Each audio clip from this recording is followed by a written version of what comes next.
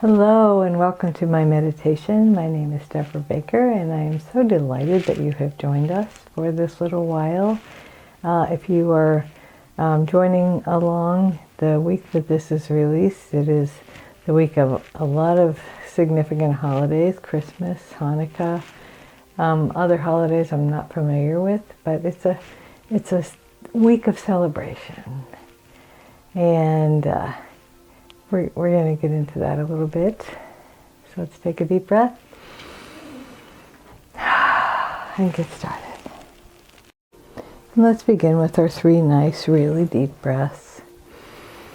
First, filling up your chest, the front of your chest, holding it for a moment, and then letting it release. And now fill up the chest, fill up the front and the back of your upper body. So fill up your rib cage. And we'll get settled in as Daisy gets settled in. Hold it for a moment and then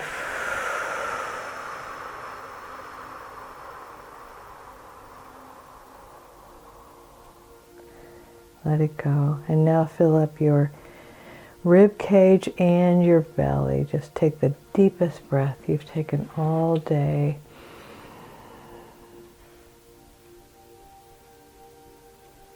Fill it up, hold it for a moment, and then release it really slowly.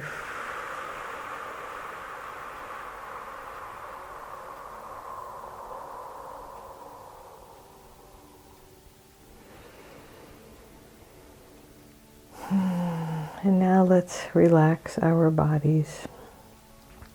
So let's imagine drawing everything up to the center line, pressing your feet and your knees and your upper legs together. Imagine pulling all of your muscles to the bones and just pressing your legs together. I don't know if you can hear Daisy getting settled too. Pressing it all together and then letting it release. And now pull up your pelvic floor, pull in your lower abs, your hips, your lower back, your midsection, tuck in your rib cage. Just imagine kind of squeezing your torso, pulling your arms to your sides, clenching your fists, and hold that for a moment. Squeeze, squeeze, squeeze, maybe for a breath cycle. And then release it when you breathe out. And now my favorite part, gently tuck your chin so you make the back of your neck a little longer. Pull your shoulders up all the way up to your ears. Pull your face muscles, squeeze your skull with your the muscles in your face and your head. And just squeeze, squeeze, squeeze for a moment. For a breath cycle, breathe in. Let your shoulders drop down. Let your face go to a neutral position.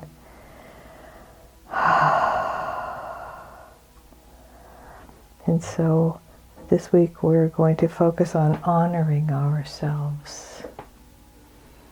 And I had an experience this past week in therapy because I feel like the best ways we can grow are through therapy. And I seek to heal the traumas that I experienced as a child.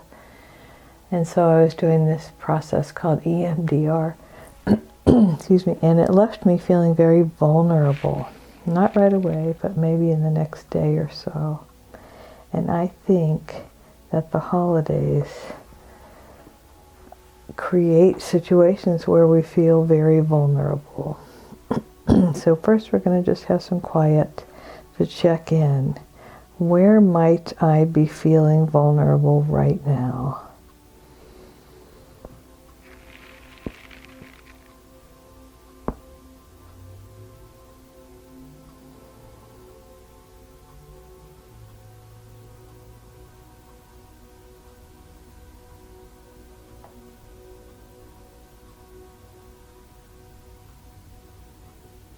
And notice if you feel vulnerable in your body anywhere.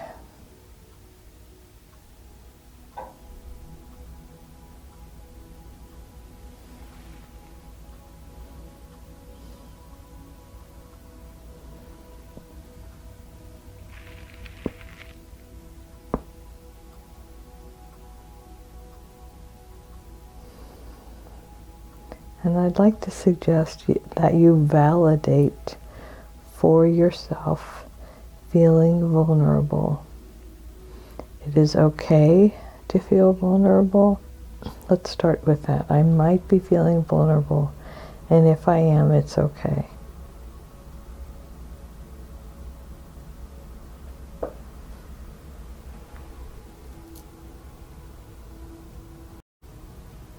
And just gently notice if your infinite self creates any thoughts, any ideas, either a place where you're feeling it in your body or a memory. Our society does not support vulnerability. It tells us repeatedly we need to toughen up, we need to be stronger, we need to have a thicker skin. I was told that in college. You need to thicken your skin.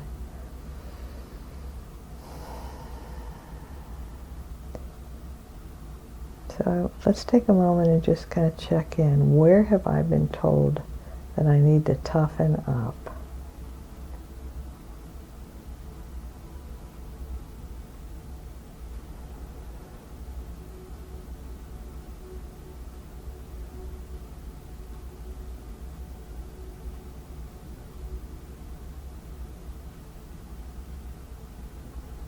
Or maybe where have we told ourselves?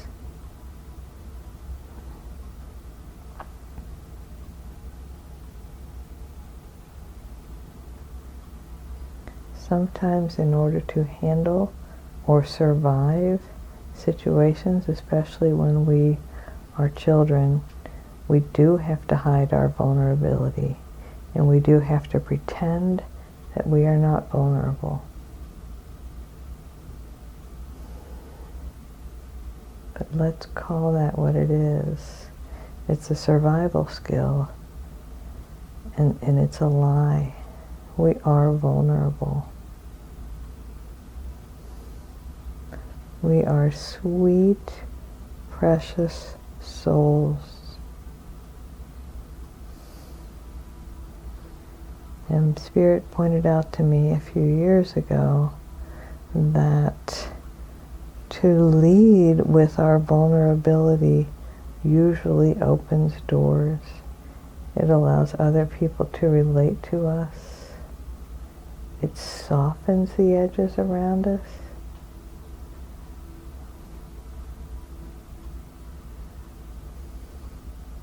And I realized the first time that I gave a talk to a large group of people that if I said, I've got this, I kind of alienated my audience.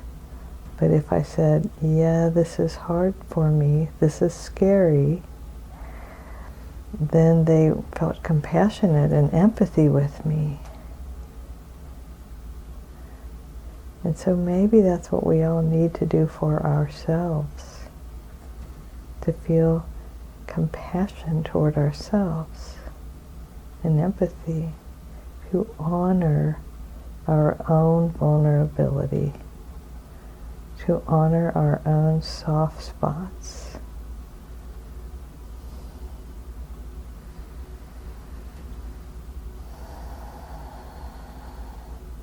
Sometimes we behave in ways that are not comfortable for us because we think it's what we're supposed to do. Whether it's parenting or, in business or,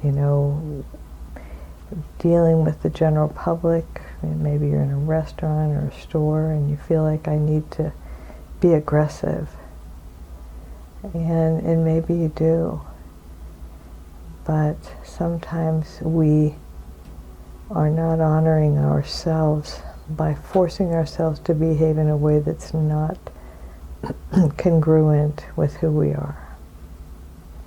So I invite you in the week ahead to just be aware of your vulnerability. So it's really interesting for me because I felt really vulnerable after that session, and I just let myself feel vulnerable. And I had this image, and I suggest this might be helpful to you as well. Picture yourself as a small child and imagine that you are comforting yourself.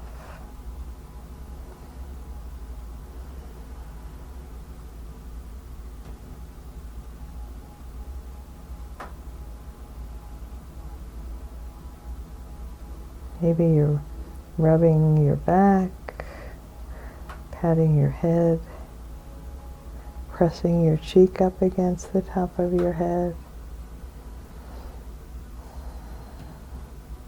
Just sending messages of comfort to your inner self.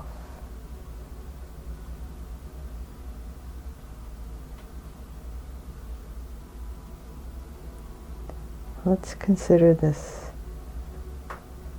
affirmation. I deserve to be comforted.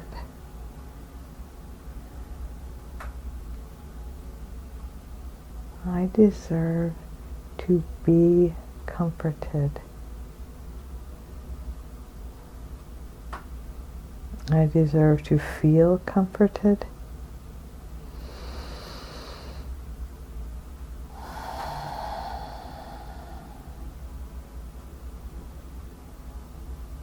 And I deserve to feel comfortable.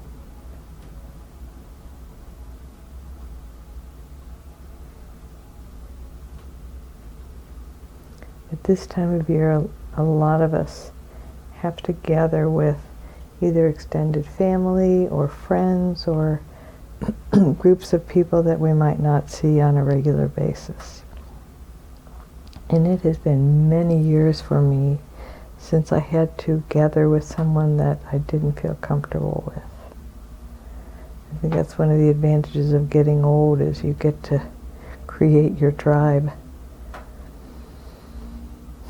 But I just remember feeling so vulnerable with some of those relatives that I had to get together with on holidays. You know, sometimes we marry into families where we don't feel comfortable with some of the relatives. And sometimes it's for very good reasons. So I invite you to create moments of comfort for yourself in the week ahead, whether it's taking a nap, taking a walk, getting up and leaving the room, leaving a conversation, driving separately so you can leave when you want.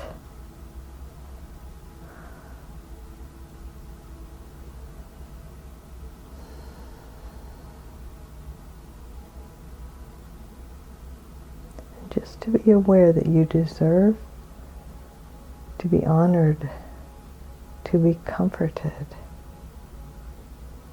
to feel comfortable. People often talk about the comfort zone as a place of weakness. And I believe the comfort zone is our greatest strength. Because when we feel comforted, we feel empowered, we feel safe, and we can only heal where we feel safe. And there's a difference between feeling complacent and feeling comfortable and safe. I'll just toss that out there. But I think most of us are looking for a place of comfort and emotional safety, sometimes physical safety. And I just want to say, you deserve to be safe and comfortable in your life. And when you feel safe and comfortable, when you feel free to be vulnerable and share your vulnerabilities without fear of criticism, that's when you heal. And I believe the older I get that we are all on a healing journey. We're all healing from something. And it is that healing that creates the flavor in our lives. It empowers us. It makes life wonderful and beautiful. Watching other people heal, and I've seen some amazing transformations in my life.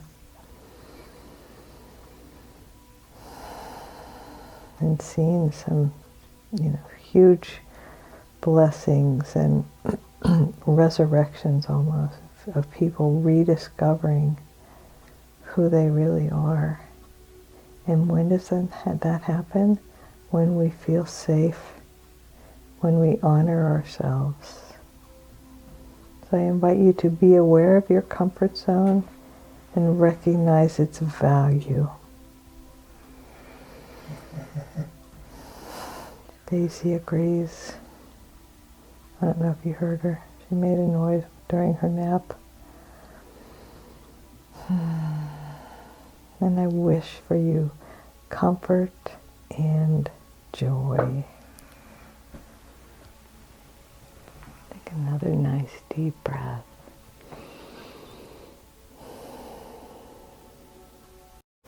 So thank you so much for joining me. And